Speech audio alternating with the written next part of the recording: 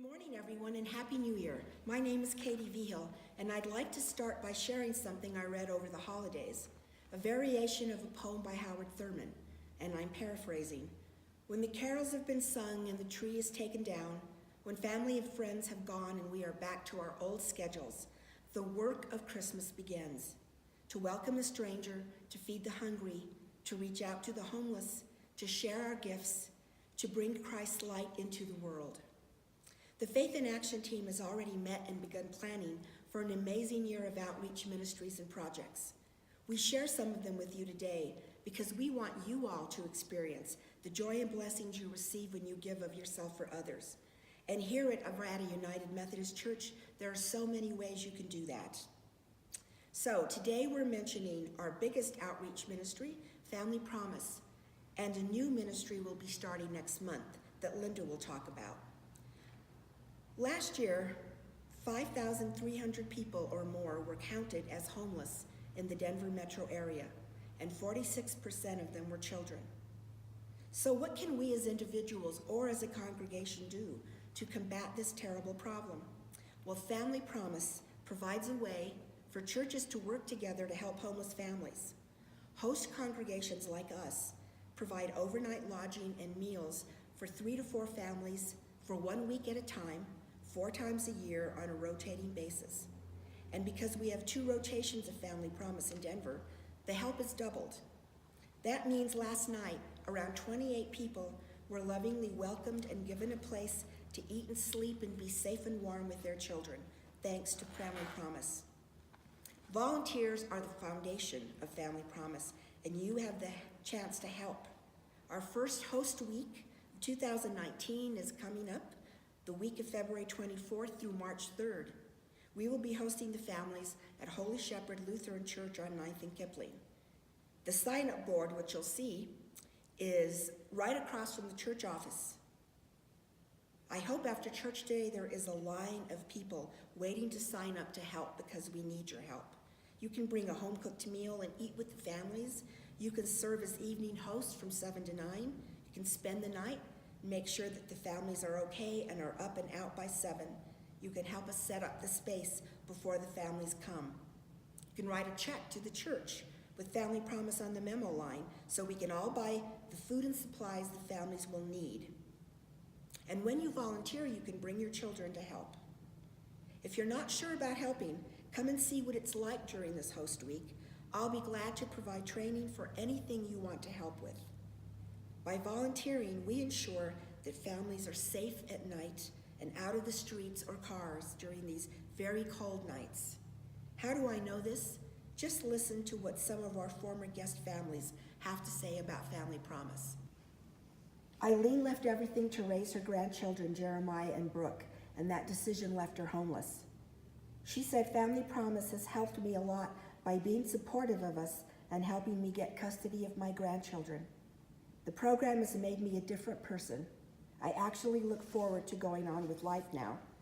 I think it was God who brought us here. I prayed and this was the answer. The congregations we stayed at were amazing. This is the best place we've ever been, said Jeremiah. Jane said, we arrived at Family Promise the first night and we cried all night. I've never experienced anything like that. I thought homeless meant you lived on the street. People had signs and begged. I had no idea that homeless was also a person like me.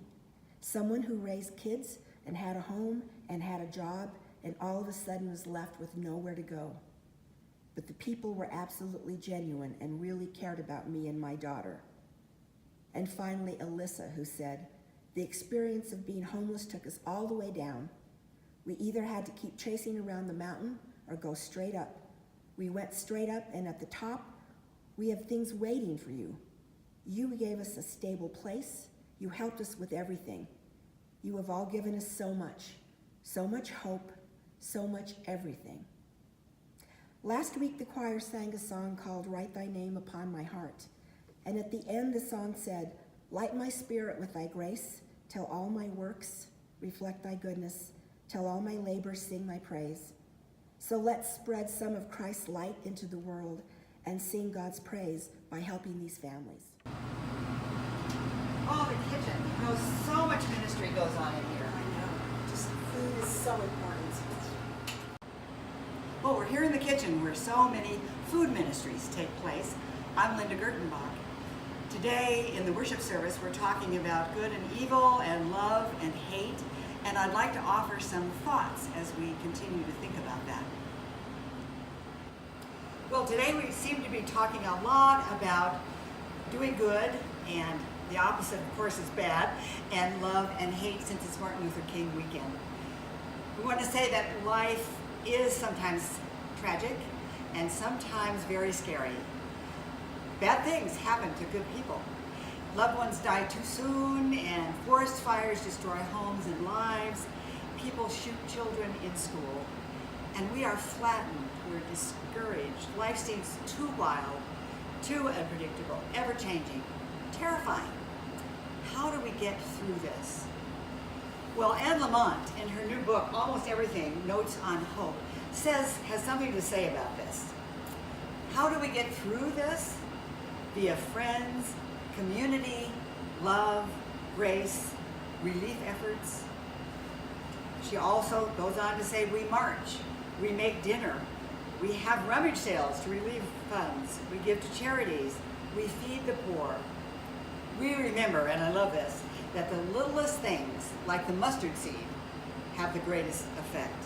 She concludes her book by saying, we have all we need to come through against all odds, no matter what we've lost, no matter what messes we've made over time, no matter how dark the night.